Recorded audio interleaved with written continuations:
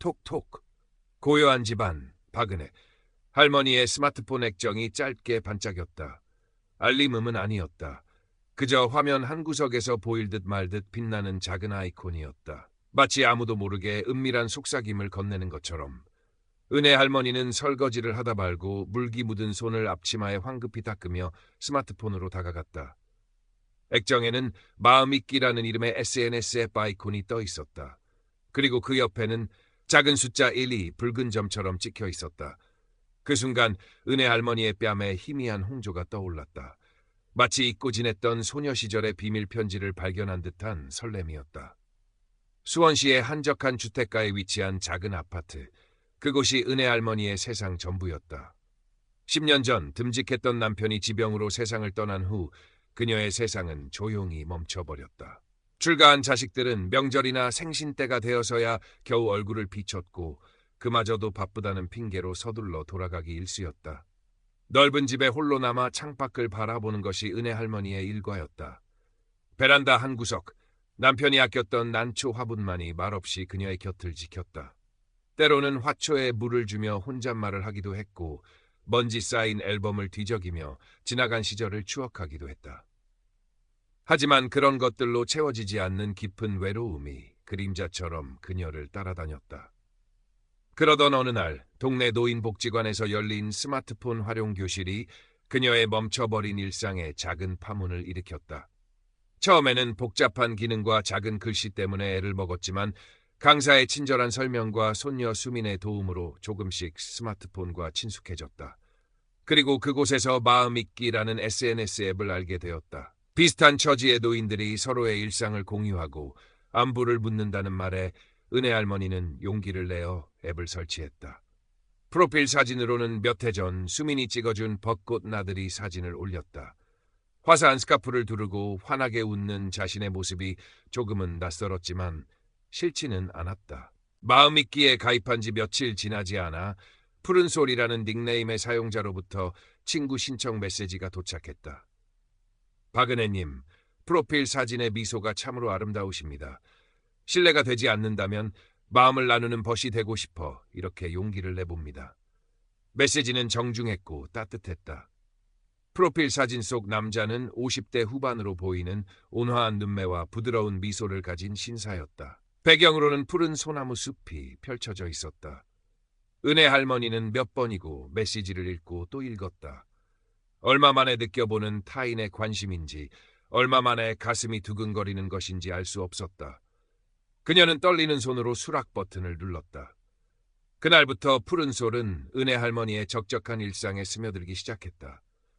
그는 자신을 미국에서 작은 무역회사를 운영하는 재미교포 사업가라고 소개했다. 아내와는 몇 년 전 안타깝게 사별했고 자식들은 모두 제 갈 길을 찾아 떠나 지금은 넓은 집에서 홀로 외롭게 지낸다고 했다. 은혜 할머니는 그의 처지가 자신과 너무나 닮아 있다고 생각했다.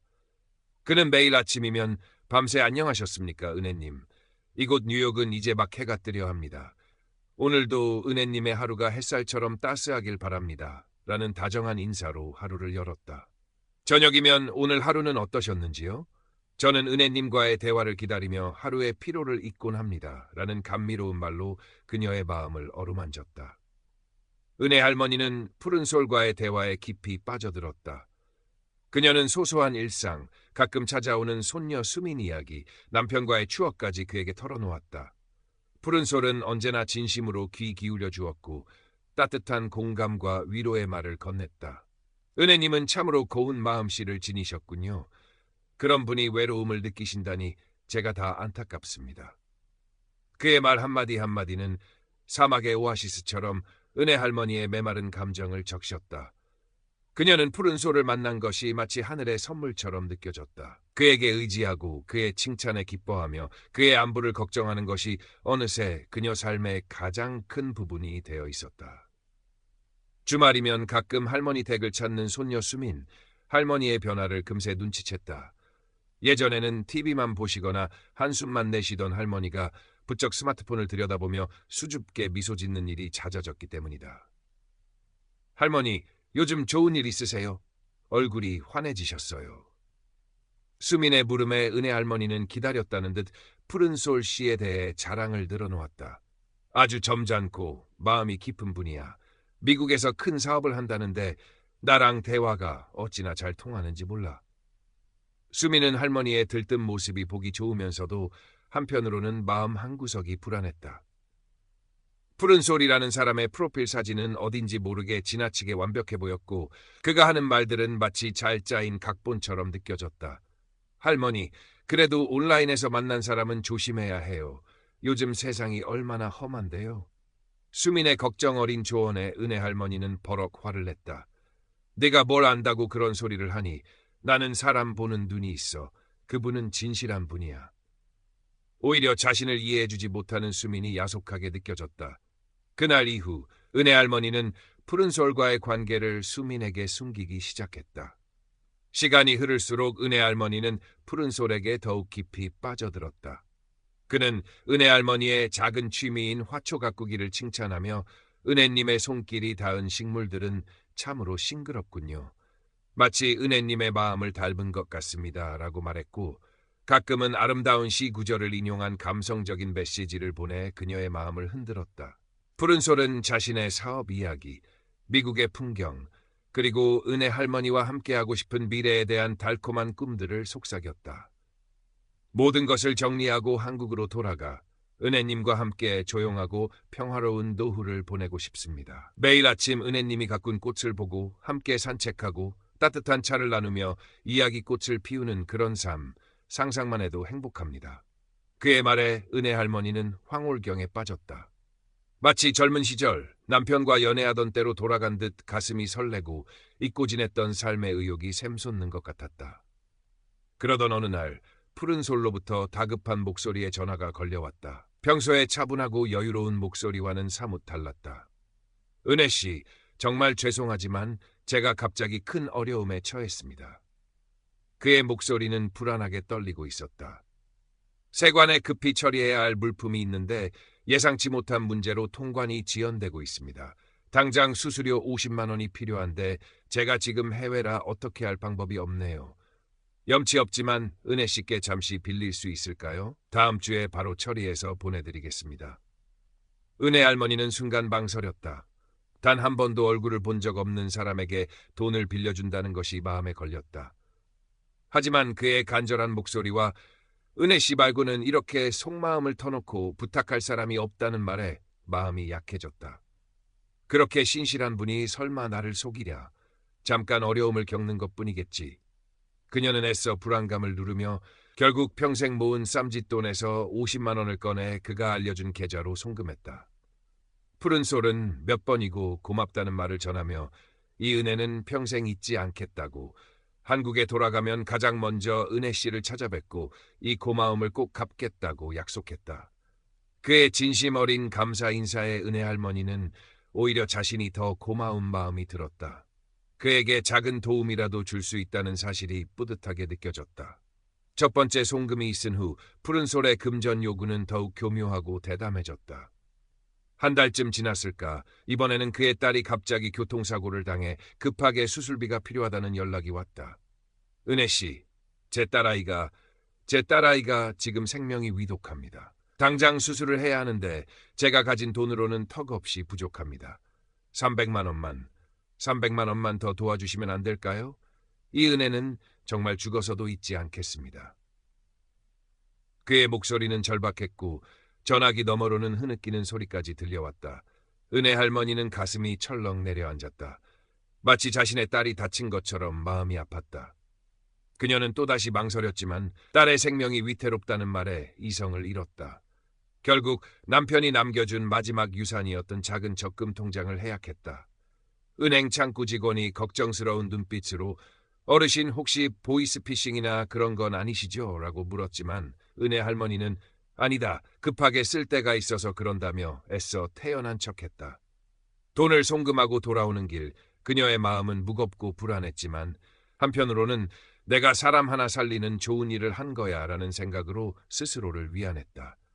푸른솔의 요구는 거기서 그치지 않았다. 한국 지사 설립을 위한 계약금이 급하게 필요하다. 갑작스러운 투자 손실로 회사가 부도 위기에 처했다 등 온갖 가머니설과 그럴듯한 핑계들이 이어졌다. 액수는 눈덩이처럼 불어나 어느새 수천만 원에 이르렀다. 은혜 할머니는 이미 너무 많은 돈을 그에게 보냈기에 이제 와서 발을 빼기도 어려웠다. 이만큼이나 투자했는데 여기서 그만두면 모든 것이 물거품이 되고 말 거야. 조금만 더 도와주면 그가 약속한 대로 한국에 와서 모든 것을 보상해 주겠지. 그녀는 스스로를 속이며 점점 더 깊은 늪으로 빠져들고 있었다. 손녀 수미는 할머니의 변화를 더 이상 모른 척할 수 없었다. 할머니는 부쩍 예민해졌고 통화 내용도 숨기려 했으며 은행에 다녀온 날이면 안절부절 못하는 모습이 역력했다. 수미는 IT학과의 전공 지식을 살려 할머니 몰래 푸른솔의 SNS 계정을 분석하기 시작했다. 그의 프로필 사진은 어딘가 부자연스러웠고 그가 올린 글들은 감성적이었지만 구체적인 정보는 부족했다. 수미는 구글 이미지 검색을 통해 푸른솔의 프로필 사진이 사실은 해외의 한 무명 배우의 사진을 도용한 것임을 알아냈다. 또한 그가 할머니에게 보냈던 감동적인 사연들이나 시 구절들이 인터넷 로맨스 스캠 사기꾼들이 흔히 사용하는 레퍼토리와 놀랍도록 유사하다는 사실도 발견했다. 수미는 떨리는 마음으로 증거들을 모아 할머니에게 보여주었다. 할머니, 이 사람 사기꾼이에요. 제발 정신 차리세요. 그러나 은혜 할머니의 반응은 완강했다. 네가 뭘 안다고 함부로 말하는 거냐. 이건 다 오해야. 그 사람은 그럴 사람이 아니야. 그녀는 수민이 내민 증거들을 보려고도 하지 않았다. 오히려 자신을 믿어주지 않고 자신의 유일한 행복을 방해하려는 수민이 원망스러웠다. 너는 내 마음을 조금도 이해하지 못하는구나. 그 사람만이 내 외로움을 알아주는 유일한 사람인데. 은혜 할머니는 눈물을 글썽이며 소리쳤고 수미는 할머니의 완고한 모습에 깊은 절망감을 느꼈다. 할머니와 손녀 사이의 골은 더욱 깊어져만 갔다. 은혜 할머니는 이제 수민의 전화도 피하기 시작했다. 그녀의 마음속에는 아주 작은 의심의 씨앗이 남아있었지만 푸른솔을 잃는 것에 대한 두려움, 그리고 이미 그에게 쏟아부은 막대한 돈과 감정에 대한 미련이 그 씨앗을 짓누르고 있었다. 그녀는 푸른솔만이 자신의 마지막 희망이라고 굳게 믿고 싶었다. 마침내 푸른솔은 은혜 할머니에게 마지막 일격을 가할 준비를 하고 있었다. 그는 평소보다 더욱 다정하고 애틋한 목소리로 연락해왔다. 은혜 씨, 드디어 모든 준비가 끝났습니다. 제가 그동안 은혜 씨께 너무 많은 걱정을 끼쳐드렸지요. 하지만 이제 정말 모든 어려움이 해결되었습니다. 한국에 돌아가 은혜 씨와 함께 살 작고 아담한 집을 계약하려고 합니다. 계약금으로 5천만 원이 필요한데 이 돈만 해결되면 저는 바로 다음 주 비행기 표를 끊고 은혜 씨 곁으로 날아갈 수 있습니다. 우리 이제 정말 함께 행복하게 살 수 있어요. 제가 그동안 받은 모든 것을 몇 배로 갚아드리겠습니다. 그의 목소리에는 마치 모든 꿈이 이루어진 듯한 감격이 서려 있었다. 은혜 할머니는 푸른솔의 말에 눈물을 글썽였다. 드디어 그 지긋지긋한 기다림이 끝난다는 생각에 가슴이 벅차올랐다. 5천만 원. 그녀에게는 남은 전 재산과 다름없는 돈이었다. 그녀는 이미 푸른솔에게 수천만 원을 보낸 터라 이제 남은 것은 현재 살고 있는 작은 아파트의 보증금뿐이었다. 그녀는 며칠 밤낮을 고민했다. 집을 담보로 대출을 받아야 할까? 아니면 보증금을 빼야 할까?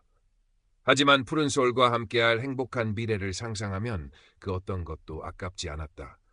결국 그녀는 부동산 중개업소에 연락해 아파트 보증금의 일부를 급하게 빼기로 결정했다. 중개업자는 의아한 표정을 지었지만 은혜 할머니는 급하게 쓸 데가 생겼다며 둘러댔다. 돈을 마련한 날 은혜 할머니는 아침 일찍부터 몸단장을 했다. 가장 아끼는 외출복을 꺼내 입고 손녀 수민이 선물한 화사한 스카프를 목에 둘렀다. 마치 첫 데이트를 앞둔 소녀처럼 마음이 설레고 떨렸다. 그녀는 무거운 돈 가방을 품에 안고 떨리는 발걸음으로 은행을 향했다. 은행 창구에 앉아 송금 신청서를 작성하는 그녀의 손은 가늘게 떨리고 있었다. 이제 정말 마지막이야. 이 돈만 보내면 푸른솔 씨가 내 곁으로 오는 거야. 그녀는 애써 마음을 다잡으며 창구 직원에게 신청서와 돈 가방을 건넸다. 바로 그때였다. 할머니 안 돼요. 지금 뭐 하시는 거예요? 은행 문을 박차고 뛰어들어온 것은 수민이었다. 그녀의 얼굴은 땀과 눈물로 범벅이 되어 있었고 손에는 여러 장의 서류들이 들려 있었다. 할머니, 제발 이 돈 보내시면 안 돼요. 그 사람 다 사기꾼이에요. 수미는 울부짖으며 할머니 앞을 가로막았다. 그녀는 밤새 인터넷을 뒤져 찾아낸 결정적인 증거들을 할머니 눈앞에 펼쳐 보였다. 푸른솔의 프로필 사진은 해외 스톡 이미지 사이트에서 불법으로 가져온 것이었고 그가 운영한다던 무역회사의 주소는 존재하지 않는 유령 주소였다. 그가 보냈던 감동적인 사연들과 애틋한 시구절들은 다른 여러 로맨스 스캠 사례에서 똑같이 발견되는 전형적인 수법이었다. 심지어 그가 딸의 병원비라며 보냈던 병원 진단서 사진은 조악하게 위조된 것이었다. 은혜 할머니는 수민이 내민 서류들을 멍하니 바라보았다. 믿을 수 없었다. 아니, 믿고 싶지 않았다. 자신의 모든 희망이었던 푸른솔 씨가 그 다정하고 진실했던 사람이 사기꾼이라니. 아니야, 이건 다 거짓말이야. 네가 뭘 안다고. 그녀는 현실을 부정하며 소리쳤지만 목소리는 힘없이 떨리고 있었다. 거액의 현금 송금과 두 사람의 절박한 실랑이에 은행 창구는 순식간에 소란스러워졌다. 상황이 심상치 않음을 감지한 은행 직원이 다가와 잠시 송금을 보류시키고 수민의 이야기를 들은 후 조용히 경찰에 연락할 것을 권유했다. 은혜 할머니는 눈앞이 캄캄해지는 것을 느꼈다. 마지막 지푸라기라도 잡는 심정으로 떨리는 손으로 스마트폰을 꺼내 푸른솔에게 전화를 걸었다. 몇 번의 긴 신호음 끝에 드디어 전화가 연결되었다. 푸른솔 씨, 이게 다 어떻게 된 일이에요? 그녀의 목소리는 거의 울먹임에 가까웠다. 그러나 전화기 너머에서 들려온 목소리는 평소에 그 다정하고 따뜻했던 푸른솔이 아니었다. 싸늘하고 비웃음이 가득한 전혀 낯선 남자의 목소리였다. 아, 박 여사, 아직도 정신 못 차렸소. 그 정도 돈이면 좋은 인생 수업료 냈다고 생각하시오. 다시는 이 번호로 연락하지 마시오. 귀찮으니까. 툭, 전화는 매정하게 끊겼다. 은혜 할머니의 손에서 스마트폰이 힘없이 바닥으로 떨어졌다. 그녀는 그 자리에 풀썩 주저앉아 버렸다. 은행 창구의 소음도 수민의 흐느낌도 아무것도 들리지 않았다. 오직 지독한 절망감과 배신감 그리고 스스로에 대한 깊은 수치심만이 그녀를 삼켜버릴 듯 덮쳐왔다. 꿈이었을까? 지난 몇 달간의 모든 것이 한낱 허망한 꿈이었단 말인가. 모든 것이 물거품처럼 사라진 후 은혜 할머니는 며칠을 식음을 전폐하고 방 안에만 틀어박혀 지냈다. 창밖의 햇살도 지저귀는 새소리도 그녀에게는 아무런 위안이 되지 못했다. 남편이 남긴 마지막 유산까지 사기꾼에게 몽땅 날려버렸다는 자괴감, 그리고 자신의 어리석음으로 인해 손녀 수민에게까지 상처를 주었다는 죄책감이 그녀를 짓눌렀다. 밤이면 잠 못 이루고 뒤척였고 낮에는 멍하니 허공만 바라보았다. 마치 살아있는 송장과도 같았다. 수민은 그런 할머니 곁을 묵묵히 지켰다. 학교 수업이 끝나면 곧장 할머니 댁으로 달려와 죽을 쑤어드리고 억지로라도 몇 술 뜨게 했다. 할머니의 앙상한 손을 잡고 하염없이 눈물만 흘리기도 했다. 할머니, 다 제 잘못이에요. 제가 좀 더 일찍 할머니 마음을 헤아렸어야 했는데. 수민의 진심 어린 사과와 위로에도 은혜 할머니의 다친 마음은 쉽게 열리지 않았다. 수민은 할머니를 대신해 경찰서에 찾아가 사건을 신고했다. 하지만 담당 형사는 고개를 저으며 말했다. 어르신, 이런 로맨스 스캠 사건은 대부분 해외에 서버를 둔 전문 조직의 소행이라 범인을 잡기가 하늘의 별 따기입니다. 안타깝지만 돈을 되찾을 가능성도 거의 없다고 보셔야 합니다. 절망적인 답변이었다. 수민은 허탈한 마음으로 경찰서를 나섰다. 시간이 약이라는 말처럼 아주 더디게나마 은혜 할머니의 상처는 조금씩 아물기 시작했다. 아니, 아물었다기보다는 딱한 흉터로 변해갔다는 표현이 더 맞을 것이다. 수민의 극진한 간호와 변함없는 사랑 덕분이었다. 어느 날 수민은 할머니의 손을 잡아 끌고 집 근처 공원으로 산책을 나섰다. 오랜만에 바깥 공기를 쟁 은혜 할머니는 말없이 벤치에 앉아 있었다. 수민은 가만히 할머니의 어깨에 기대었다. 그때 은혜 할머니가 품속에서 스마트폰을 꺼내더니 한참을 망설이다 마음 믿기 앱 아이콘을 길게 눌렀다. 화면에 삭제하시겠습니까? 라는 메시지가 떴다. 그녀는 망설임 없이 확인 버튼을 눌렀다. 앱 아이콘이 화면에서 사라지는 순간 그녀의 눈가에서 한 줄기 눈물이 흘러내렸다. 그것은 후회의 눈물이기도 했고 어쩌면 새로운 시작을 다짐하는 눈물이기도 했다. 그 후로도 은혜 할머니는 사람을 쉽게 믿지 못하게 되었다. 낯선 번호로 걸려오는 전화는 아예 받지 않았고 복지관 사람들과의 교류도 예전 같지 않았다. 하지만 손녀 수민과의 관계는 그 어떤 때보다 더욱 돈독해졌다.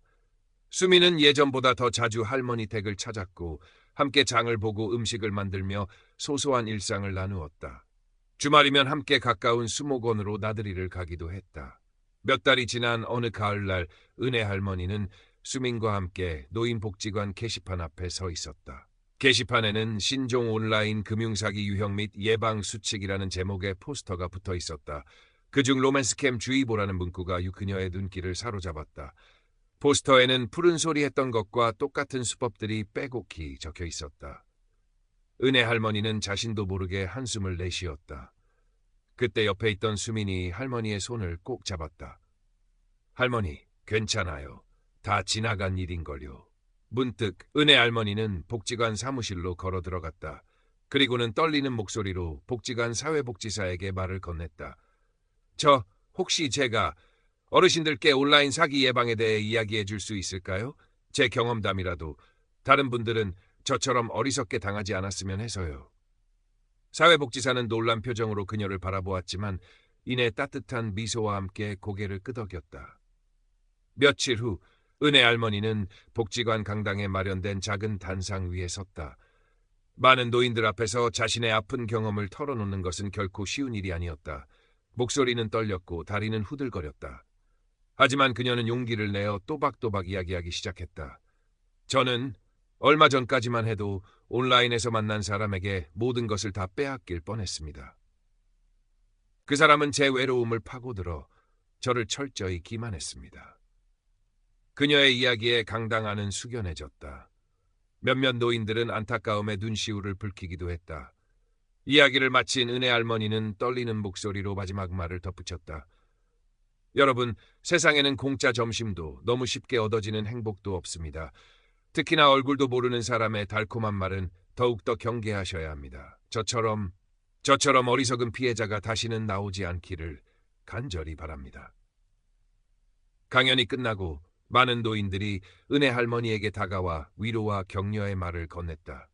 그녀는 그들의 따뜻한 손길 속에서 자신이 혼자가 아니라는 사실을 깨달았다. 강당 한쪽 구석에서 수민이 할머니를 향해 자랑스러운 미소를 지으며 엄지손가락을 치켜 세우고 있었다. 그날 저녁 은혜 할머니는 수민과 함께 베란다에 앉아 화분에 새로운 꽃씨를 심었다. 흙냄새와 풀냄새가 코끝을 간지럽혔다. 창밖으로는 노을이 아름답게 물들고 있었다. 은혜 할머니의 얼굴에는 오랜만에 편안한 미소가 떠올랐다. 상처는 깊었지만 그녀는 그 상처 위에 새로운 희망의 씨앗을 심고 있었다. 아주 느리지만 분명하게.